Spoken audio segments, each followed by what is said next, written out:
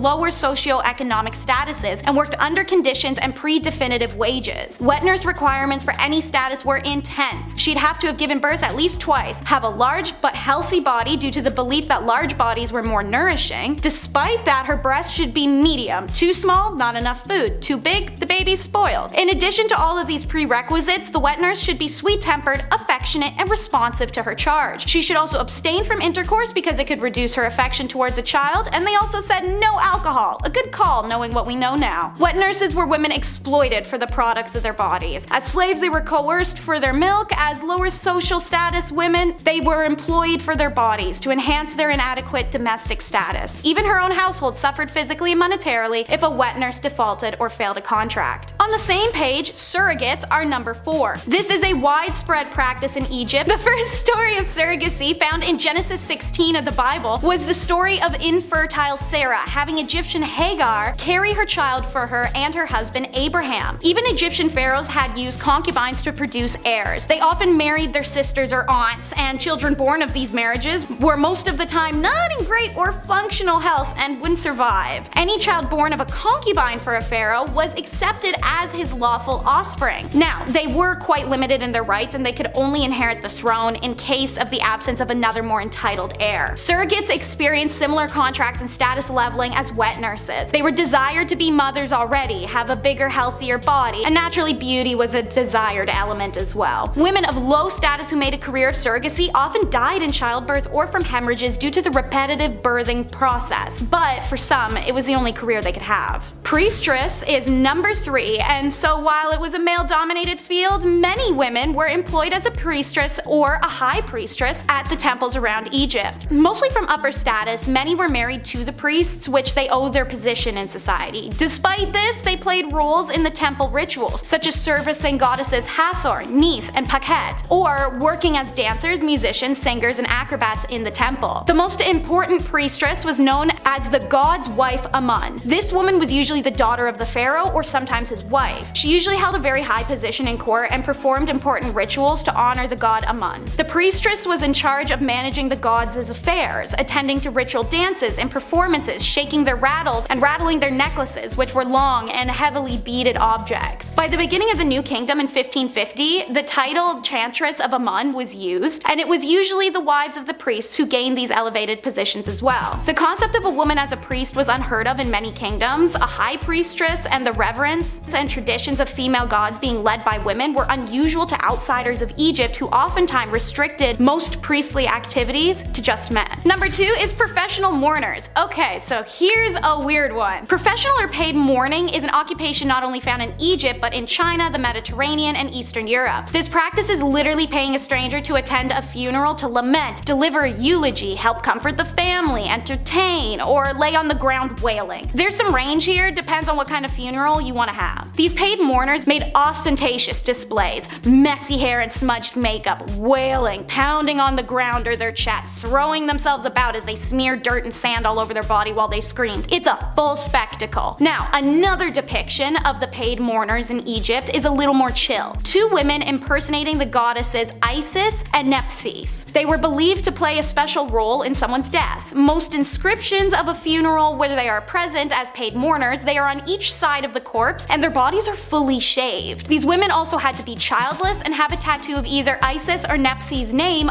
on their shoulder. Most evidence of professional mourning is seen in pyramids and tomb inscriptions, such as women holding their bodies dramatically in sorrow, braced over a casket with tears flowing. If you were a theater kid, this was definitely the type of job for you. And number 1, it's the female physician. Egypt is a difficult one with historians. There's been a lot of largely ignored discoveries due to the opinions of those those who found them. The evidence of women in ancient Egyptian medical fields is part of that because, as it turns out, their physicians were actually primarily women. Evidence shows women in the medical profession going back into early dynastic period Egypt when Merit Ptah was the royal court's chief physician in 2700 BCE. She was the first female doctor known in world history, but there is another unnamed female physician who is listed to be the head of the Temple Neith Medical School in 3000 BCE, so maybe not. But either way, the first female doctor was in ancient Egypt. Women were highly respected throughout Egypt's history, and many of their goddesses represented facets of health. Neith has been associated with the invention of birth, and Hathor represents fertility. 4 deities associated with healing are Heka, Sekhmet,